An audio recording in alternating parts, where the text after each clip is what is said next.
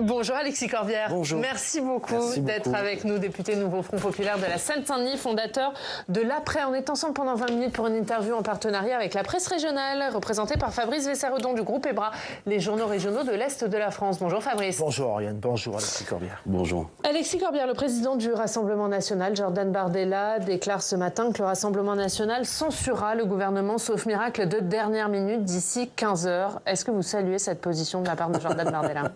Je vois bien la taquinerie à me dire, est-ce que vous saluez ce que déclare M. Bardella? Je n'ai pas à saluer. Il y a une logique dans tout ça. Vous l'avez appelé à voter la censure. Là, il dit qu'il vote la censure. Il y a une logique dans tout ça et il y a surtout un échec de la part de M. Macron. M. Macron avait fait ce choix que j'ai contesté, j'ai pas été le seul, de considérer que la logique de ce qui était sorti des urnes de juin était que ça devait être un homme que je respecte personnellement, mais lequel je suis en désaccord, M. Barnier, qui est d'une famille politique qui a fait 6%, s'appuyant sur le bloc macroniste pour continuer la même politique. Bon, ben ça marche pas. Je veux dire, ça ne peut pas marcher parce que il n'y a pas de majorité pour ça, il n'y a pas d'assise sociale dans le pays.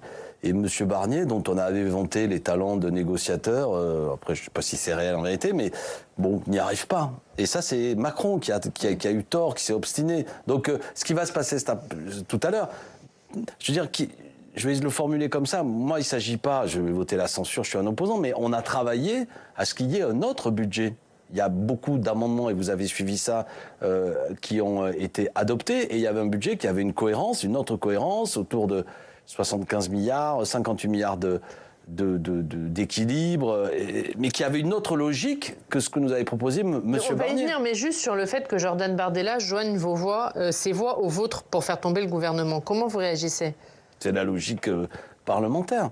De la même façon, vous savez qu'il y a beaucoup plus de votes conjoints entre ce que sont les macronistes et les députés du Rassemblement National. Je veux dire, les raisons qui m'amènent à considérer qu'il faut rejeter ce budget, on les connaît, le Rassemblement National a les siennes, le gouvernement n'a pas de majorité. Sinon, c'est trop facile. Enfin, je veux dire, M. Barnier, alors, va rester en considérant que nous ne pourrions pas tous voter la même motion de censure. C'est le jeu parlementaire assez classique. Vous n'êtes pas d'accord sur le budget avec le Rassemblement National. Vous êtes d'accord, vous n'êtes pas d'accord là-dessus. Les uns et les autres, vous êtes assez précautionneux à l'égard de Michel Barnier.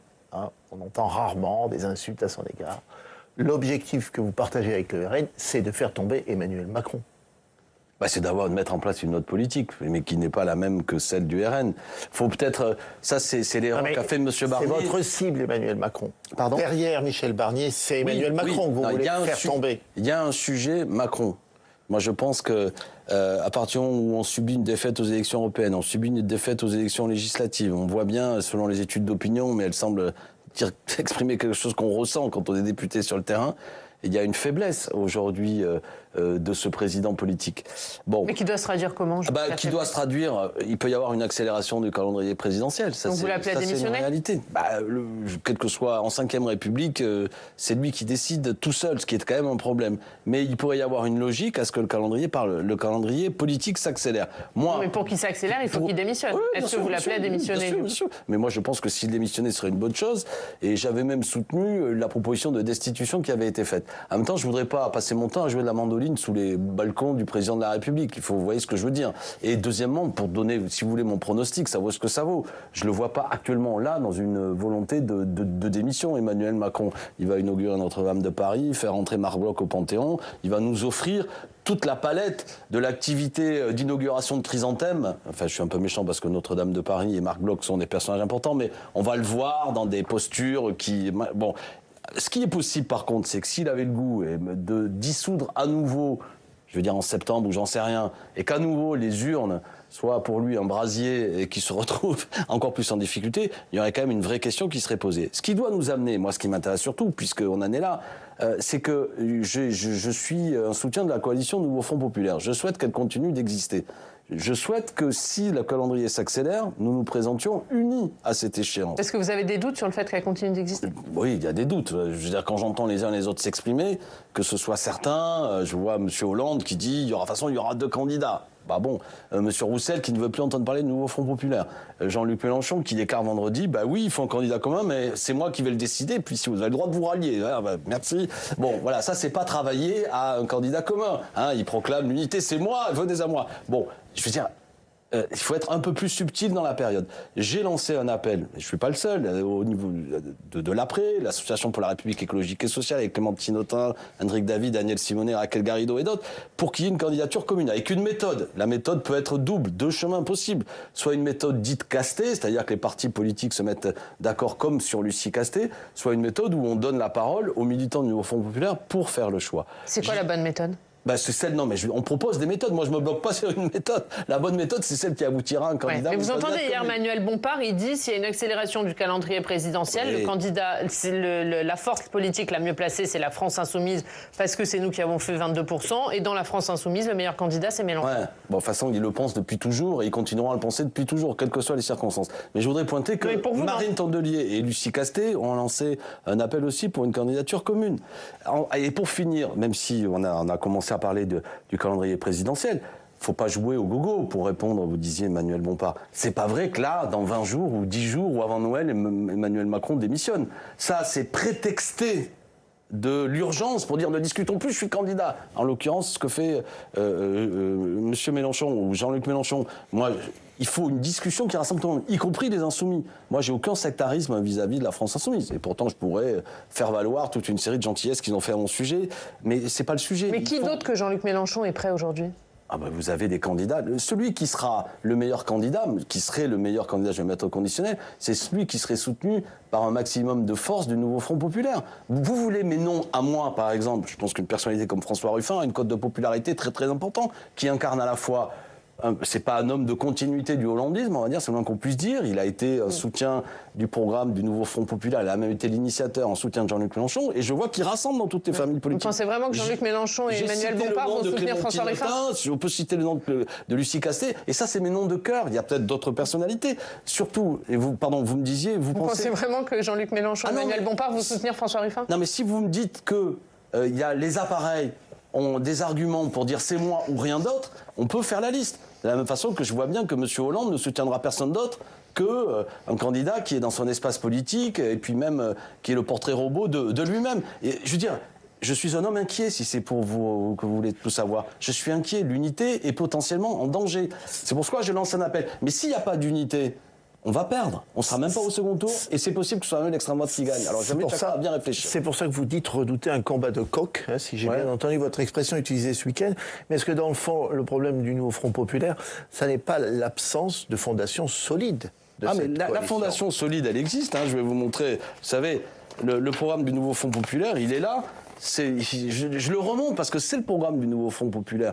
Qui peut se prévaloir, en vérité, sérieusement, d'un programme étayé, même Emmanuel Macron, vous savez, c'est un timbre-poste, hein, ce qu'il raconte, c'est assez flottant.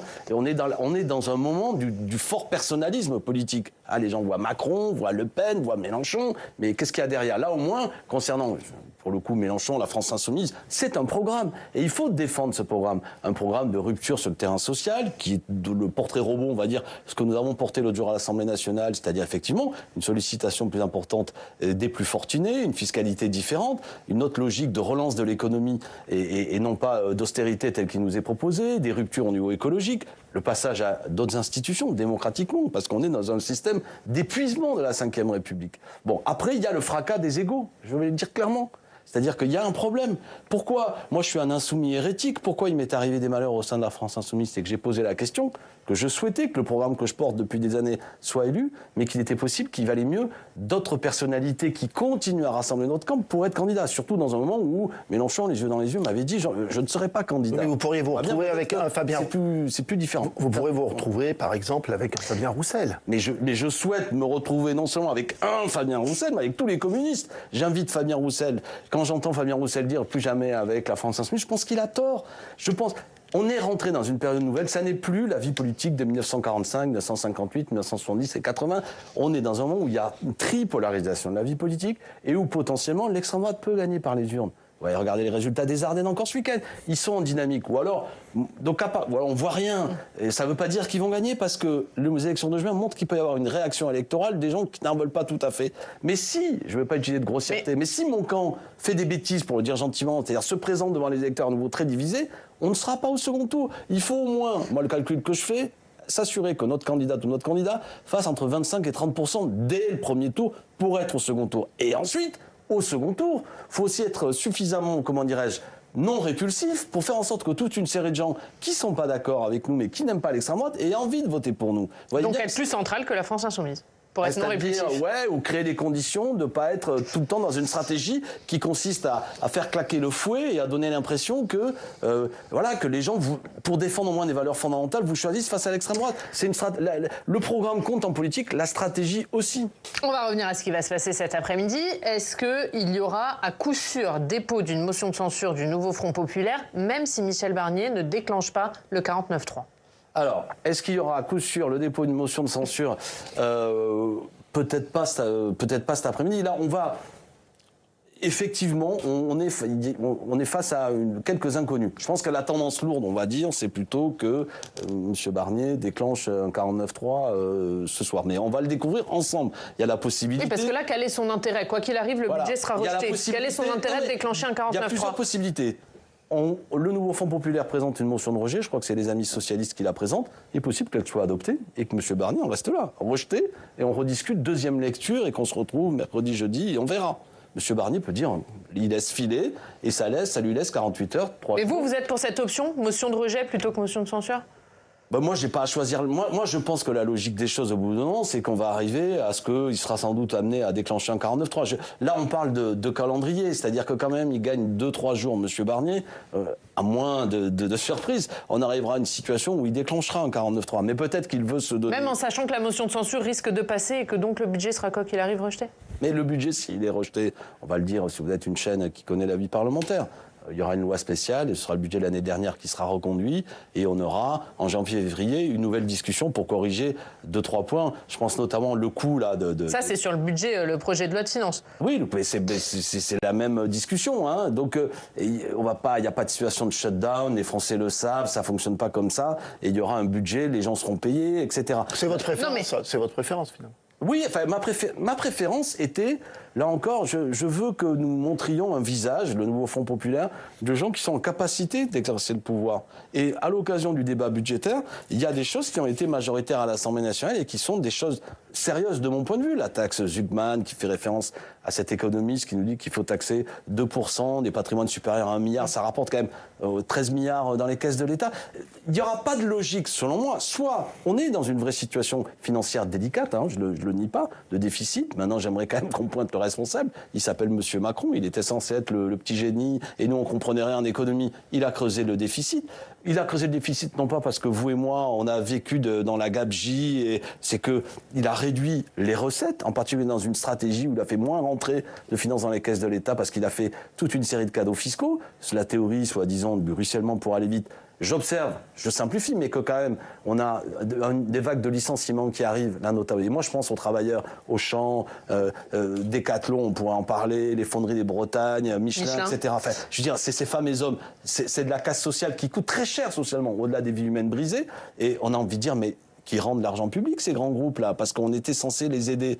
L'exemple de la famille Mullier et de Decathlon est choquant. Ils vont se remettre dans l'association de financement de la famille Mullier 1 milliard de dividendes de l'enseigne sportive Decathlon, pardon de citer des marques, alors que dans le même groupe, Auchan, que tout le monde connaît, ils vont licencier 2400 personnes. Et moi, je juge que ça... Bon, mais donc, pour revenir à cet après-midi, il n'y a pas forcément dépôt d'une motion de censure cet après-midi. Moi, je crois qu'il y a motion de censure qui a lieu. Je pense que même il y aura une motion de censure qui va être adoptée, oui.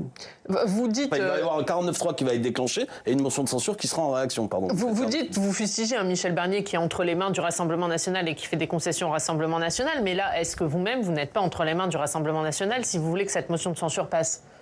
Comment elle passe sans les voix du RN, cette motion de censure ? Mais sortons de là, mais de la même façon, l'Assemblée nationale est découpée en 3 blocs. Je veux dire, soit on arrête de réunir l'Assemblée nationale, soit on travaille concrètement sur des sujets. tel que je viens de le dire. Il y a eu des sujets, nous faisons des propositions, certaines ont été adoptées, et parfois le Rassemblement national les vote, et souvent ils s'y opposent. Vous savez, ceux qui ont rejeté, pour quelle raison là? Parce que si ceux qui nous écoutent suivent un peu, on avait fait voter un budget, puis lors du vote final, il a été rejeté par une alliance entre macronistes et Rassemblement national. Bon, très bien. On est obligé de travailler, comment dirais-je, dans ce cadre-là. Mais il y a des sujets, le rejet de la réforme des retraites, il y aurait une majorité aussi contre ça. Le Rassemblement national aussi est contre. Là, on a assisté jeudi dernier à un moment de pourrissement ou d'obstruction démocratique, on va le dire comme ça, assez indélicate et assez antidémocratique. Moi, vous Pourquoi savez, antidémocratique? Est-ce que là aussi, c'est pas le jeu parlementaire? Ils ont utilisé des outils parlementaires. Ouais, ça se fait pas dans le cadre des niches à l'Assemblée nationale. Hein, là aussi, pour faire un peu de jargon parlementaire, quand il y a une discussion qui dure 15 jours, 3 semaines, que l'opposition dépose des amendements pour faire durer la discussion, en particulier quand un mouvement social, c'est la logique des choses. Quand vous avez une niche parlementaire qui dure de 9h à minuit et que vous faites une pluie d'amendements pour qu'on ne puisse pas discuter, on va arrêter de faire des niches parlementaires parce qu'on peut le faire à chaque coup. Donc là, il y a un sujet. Mais ce qui m'inquiète au Parlement, je vais vous dire, hein, c'est que les Français considèrent que ça ne sert plus à rien. C'est que si on discute plus du budget à coup de 49.3, si quand il y a une journée d'initiative parlementaire qu'on appelle une niche, le gouvernement et ses alliés font des pluies d'amendements pour qu'on discute de rien, ce qui m'inquiète, c'est la montée dans ce pays de l'idée qu'il y a une espèce d'antiparlementarisme. Et le Sénat va le subir aussi. C'est-à-dire que tout ça n'est qu'un théâtre, ça ne sert plus à rien, vous ne décidez de rien. Et à partir de là, c'est la solution autoritaire aussi qui peut l'emporter dans l'esprit de certains de nos concitoyens qui disent qu'il faut faire le ménage. Donc il faut qu'on reparlementarise la vie politique. Mais ça vaut aussi pour la gauche qui, sur beaucoup de textes, dépose des milliers d'amendements. Est-ce que vous dites, nous aussi, dans ces cas-là, il faut qu'on se restreigne et qu'on laisse le débat se faire? Moi, s'il s'agit lors du débat des retraites, c'était utile. J'ai eu un désaccord aussi stratégique à l'époque avec mon groupe. Je pensais qu'il fallait aller jusqu'à l'article 7. Là, je ne sais pas si ce qu'on raconte, les Français s'en souviennent, mais qui était une stratégie que nous demandaient d'ailleurs les organisations syndicales, parce que je pensais qu'on pouvait faire subir une défaite au gouvernement. Et les faits m'ont donné raison, parce qu'il n'y avait pas de majorité sur ce texte. Ouais, bon, voilà. Il y a des moments où il faut doser sur la possibilité d'utiliser des amendements. Et de la même façon, peut-être que comment dirais-je, un certain folklore parlementaire de la part de certains députés de gauche, un peu juvénile, fait que quand j'essaie de dénoncer ce qui a eu lieu jeudi, ma critique est un peu émoussée parce qu'on va dire, mais moi j'ai eu des images aussi où vous mettiez un peu le bazar.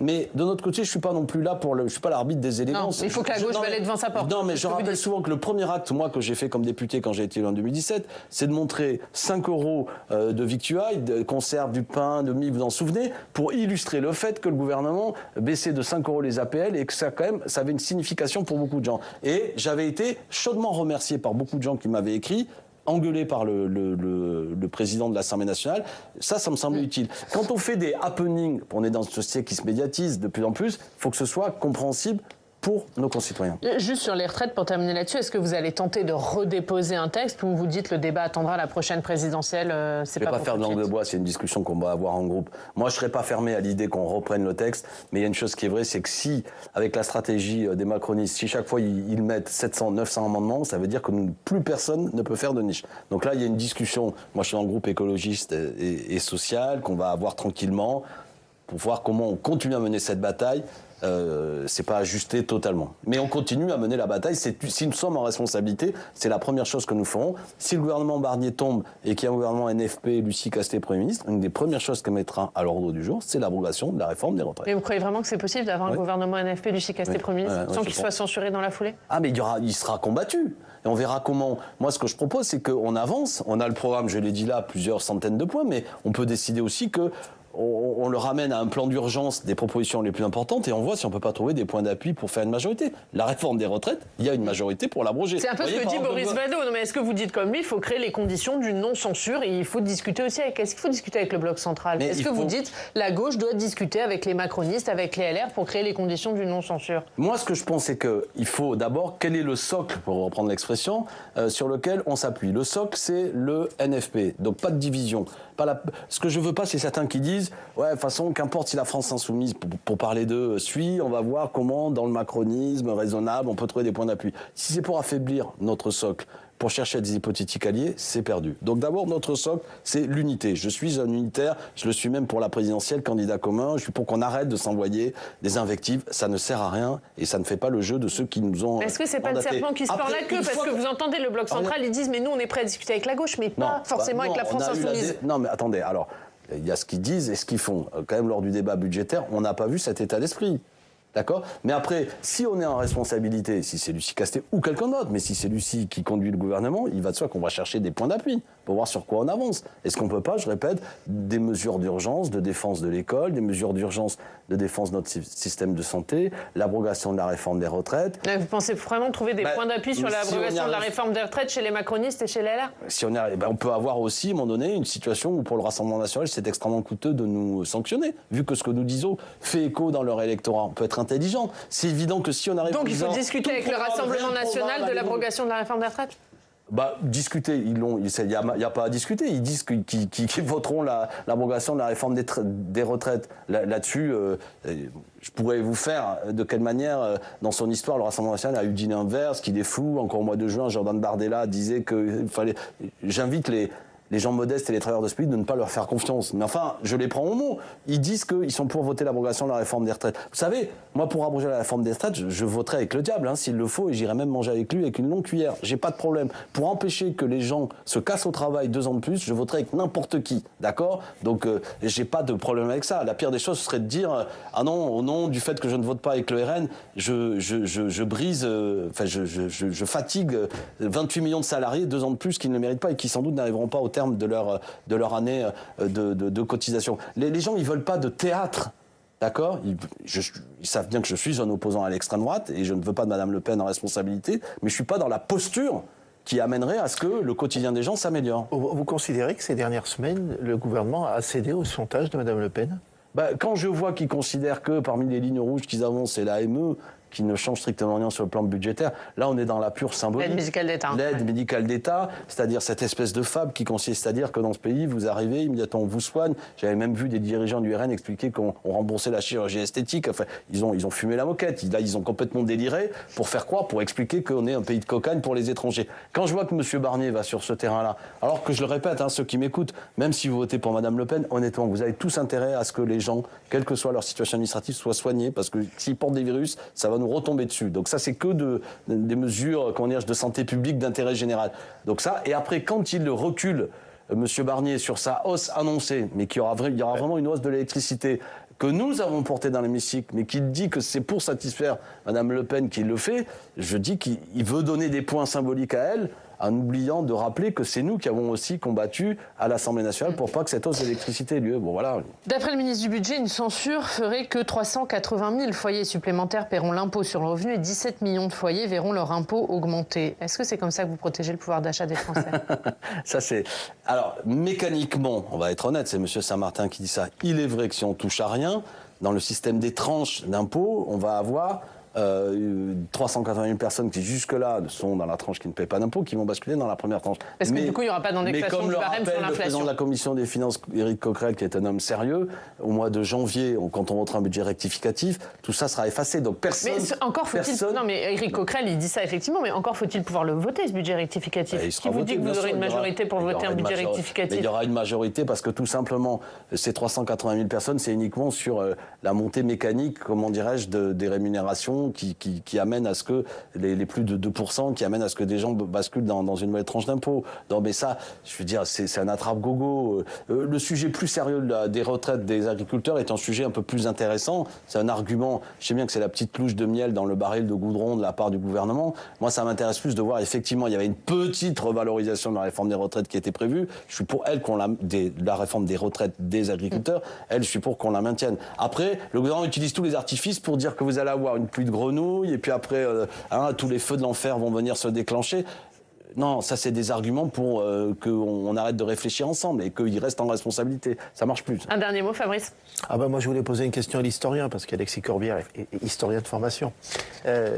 Si on prend un tout petit peu de hauteur, vous parliez de réfléchir à l'instant, vous diriez que l'épisode que traverse la France renvoie à quel autre épisode de notre histoire ? Difficile de le qualifier parce qu'on n'a jamais eu vraiment dans l'histoire de notre pays une telle tripolarisation de la vie politique. On n'a jamais eu vraiment une situation où l'extrême droite pouvait gagner dans les urnes, sauf une chose que nous disent les historiens, c'est en 1939, la situation était tendue. Il y avait, je crois, des élections municipales qui étaient prévues en 1940 et une alliance électorale de l'extrême droite qu'on considère qu'elle aurait pu l'emporter. Donc on est vraiment dans un moment politiquement assez dramatique, mais inédit, ceci dit. C'est pourquoi j'invite mes camarades à ce que nos stratégies politiques comprennent ce caractère nouveau et qu'on ne soit pas dans les vieilles recettes. L'affrontement de candidats de gauche au premier tour, il est arrivé par le passé que ce soit le cas, mais il n'y aura pas cette idée que c'est une bonne chose qu'il y ait plusieurs candidats, ils se rassembleront au second tour. Aujourd'hui, la division de la gauche et des écologistes dès le premier tour peut entraîner que nous ne soyons même pas au second tour. Ça fait 2 fois que Mme Le Pen est au second tour. Elle a progressé de 24% si je compare le deuxième tour, entre 2017 et 2022. Si elle progresse à nouveau de 24% mécaniquement lors de la prochaine élection présidentielle, elle est à 50%. Donc à la fois, je cherche des références pour vous satisfaire, mais il n'y en a pas vraiment. C'est pourquoi je dis, moi qui étais un fervent supporter de Jean-Luc Mélenchon, qui était un fervent supporter, on va dire, d'une ligne assez identitaire de la France insoumise, je dis nous avons changé de période, il faut s'unir, sinon nous perdrons. Merci Alexis Corbière.